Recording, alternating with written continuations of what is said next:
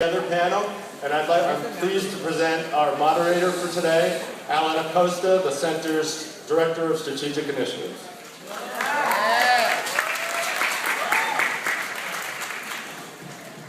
All right, now we're going to get down to work. We've got a lot of work to do in a very short time. And we have a kick-ass panel put together for you, and I want to, all right, you ready? I want to start out with somebody who I will get probably a little emotional to introduce, because she is a historic and legendary figure in not only the Latino movement and the farmworks movement, but in the LGBT movement. Her name is Dolores Huerta.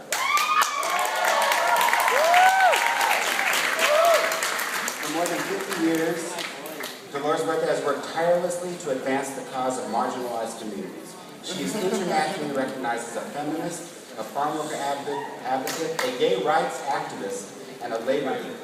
As a champion whose work transcends issue-specific movements, Dolores announced the launch of the Leading Movements campaign at her, get this, her 80th birthday party. Now, she's 80 and she's still working for the movement.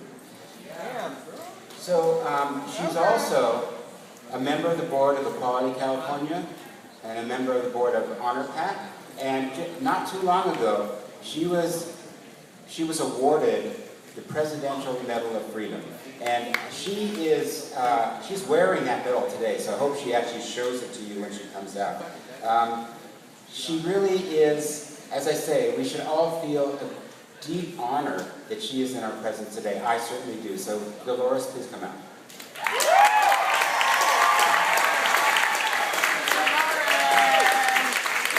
Come on, I want to hear more than that, okay?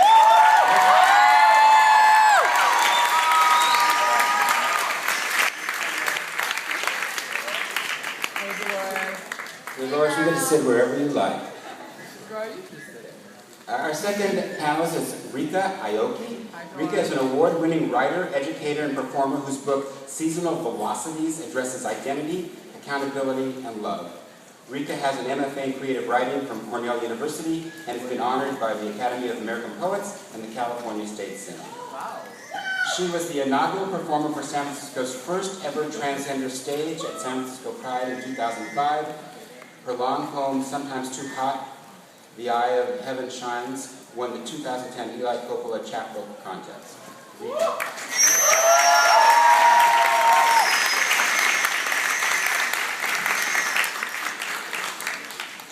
Matthew Barragan is staff attorney for the Mexican-American Legal Defense and Educational Fund, or MALDEF.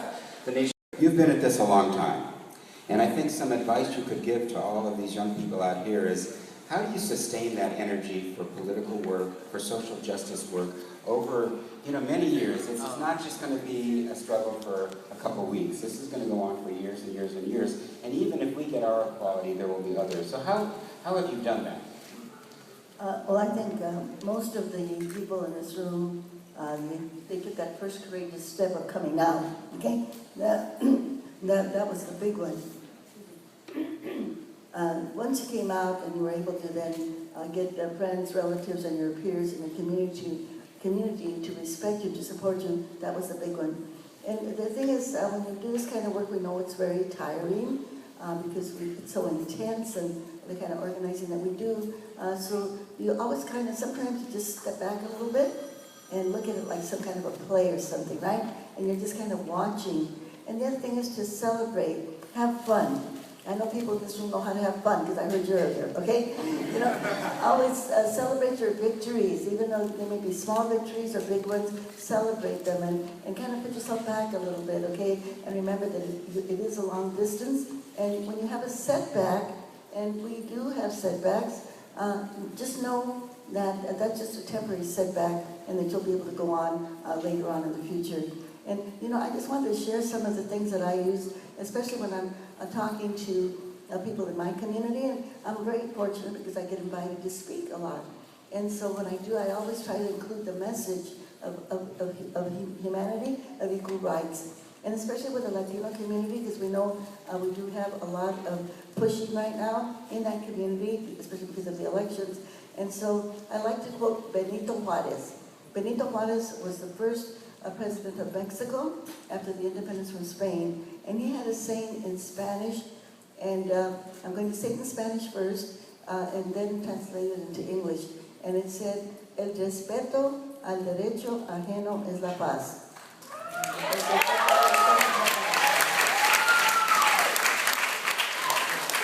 And in English, that means respecting other people's rights is peace.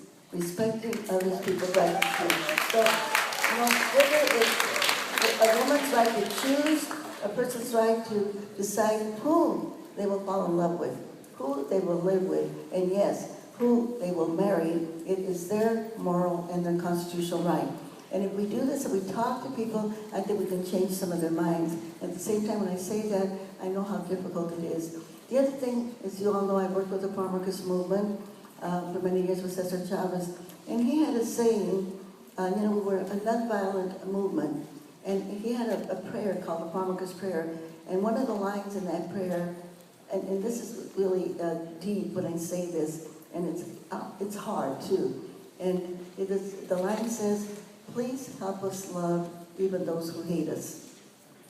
Please help us love even those who hate us. Because we never know that person, because we know that a lot of homophobia is just based in ignorance, right? Because people, they're ignorant and they don't know, and we have to educate them. And it's hard sometimes, but you never know, because a person that you're trying to educate, at the moment, they may turn their back on you. But later on, you have to leave yourself open and be forgiving, especially when they insult you, or they call you names, or they treat you badly, because eventually we will reach their hearts. And of course, the important thing is to get out there and to organize is what we have to do. And I just want to throw in a commercial really fast, if you don't mind. You all know, and I was glad that one of the young persons who was rapping reminded everybody how important it is to vote, right? Please, young people, we have about 70% of our young people who do not vote. Please, we have time to register to vote in California, and you have to get out there and vote. And I want to talk about 2 propositions, okay? And one of them is Proposition 30. Proposition, Eva? Yes. Okay? All right? Yes, okay. Please. Oh, yes, I'm wearing the Medal of Freedom that President Obama gave me. Okay?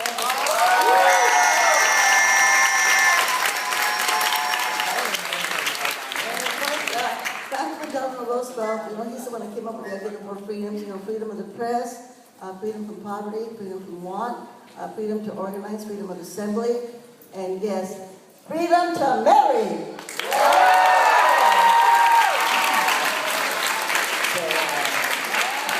You just had a very important lesson, which is once an organizer, always an organizer, right? I also wanted to mention that, that Si Se Puede that you did earlier, she invented that. She came up with that. How many years ago, Dolores? 1972. Yeah, and even President Obama, when he came up with Yes We Can, said he owes that to Si Se Puede, so.